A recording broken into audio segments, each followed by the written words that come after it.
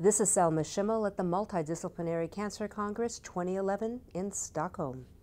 Professor Dr. Hans-Joachim Schmoll, thank you for taking time to join us during this multidisciplinary meeting here in Stockholm. And you are certainly one of Europe's leading physicians in the area of GI oncology. So do me a favor and talk to the patient that's listening who's just been diagnosed, doesn't know anything yet about his or her biologic characteristics of the tumor. Talk us through what that patient needs to know and the discussion they can expect to have with their doctor. First of all, I would recommend that also patients look in this publication, because they even can understand if they are affiliated with their disease, and they should go with this to the doctor and should explain me what is the best for me based on this, and he should ask the doctor what is his disease, what is his biology, and so on. And in particular, you should go to an expert. And not all doctors are experts, and it's depending where a patient is and which doctor is there treating him. But in research, in treatment centers for cancer, or in experienced clinics, most doctors are very well informed about what is the best selection of treatment for the patient. And what about age? More and more I seem to be meeting younger people being diagnosed with colon cancer. Younger meaning under 40. That's true. We have two problems in our discussion in medical oncology, in particular colorectal cancer, what to do in elderly patients, which is 70 and older. However, in metastatic disease, we say no difference.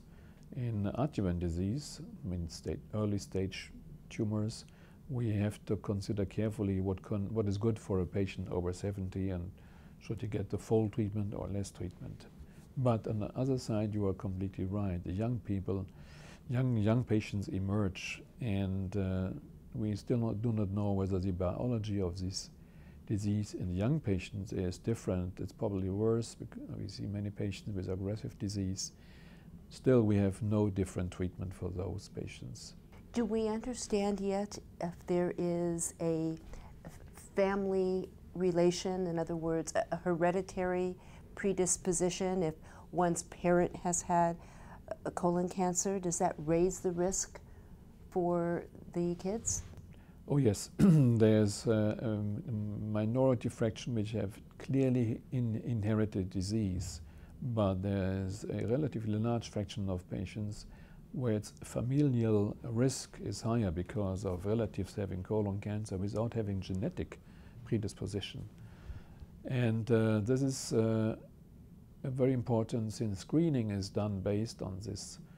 For example, in the United States and in Germany, these are the first countries where endoscopy of the colon rectum is free every 10 years, once the age of 50 is there. However, if a patient had, if a person has in his family history colon cancer, colorectal cancer in 1 or 2 or 3 relatives, then he's at higher risk and he can start the screening earlier. And what about more frequently? 10 years seems like a very long span. And a little bit more frequent depending on the findings.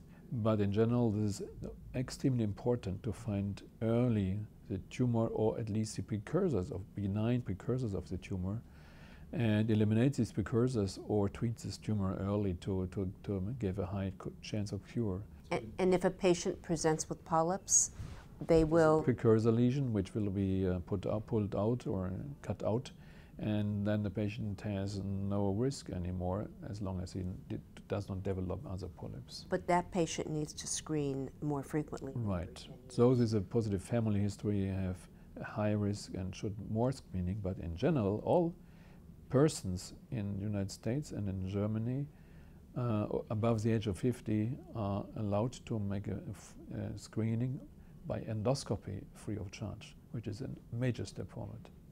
And this will reduce the morbidity and mortality dramatically in the future.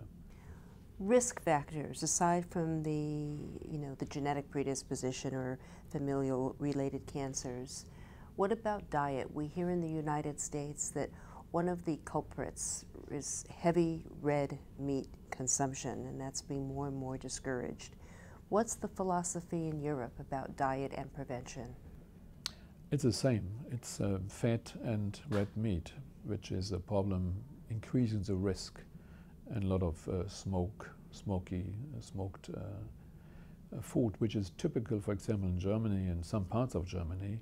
It's less typical here in the north of Europe, and it's much less typical in Italy and Mediterranean countries.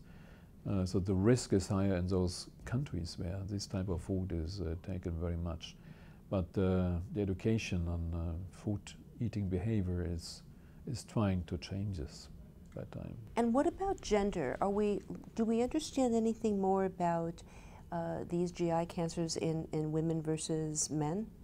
There's no major difference in colorectal cancer and gastric cancer for the gender. However, there might be differences in response to chemotherapy. So this indicates that there are some minor or probably major biological differences in the disease in the different genders, which we do not understand in the moment.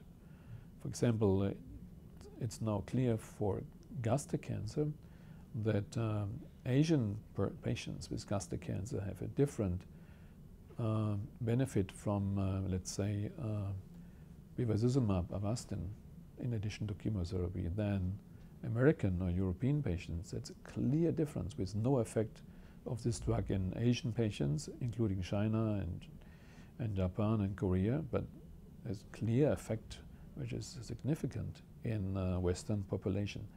So we don't know why that is. We just know that this is the case. So many things are important to be investigated with respect to regional and genetical background differences. Professor Schmoll, what about the economics, the impact of economics on the treatment and the diagnosis of colorectal cancer? It is very good under economical reasons to make screening and identify those people on risk or patients very early, because it is cheaper than treat patients and probably without cure. And patients live longer and longer because of the good treatments, but they need more and more treatment, which increasing the cost for treatment. And the new drugs in particular, more and more exploding the economical part of the treatment. And this is a major concern more and more in all European countries, how we can pay in the future these drugs. And even now it's a problem, and in particular Germany or UK are cutting down and trying to select the patients better, who should get the drug, who deserves the drug really or not. So the answer to this is biology, looking on biologic markers, molecular markers, to identify these patients clearly. And you probably have one other important obstacle to overcome, and that is getting people to go in and do their screening, and to go in and do their, in the US it would be a colonoscopy. You mentioned endoscopy here, but whatever modality you're using, how do you get people to overcome, especially men who do not like at all going to the doctor? That is a very good question. The endoscopy, colonoscopy is the same, meant the same.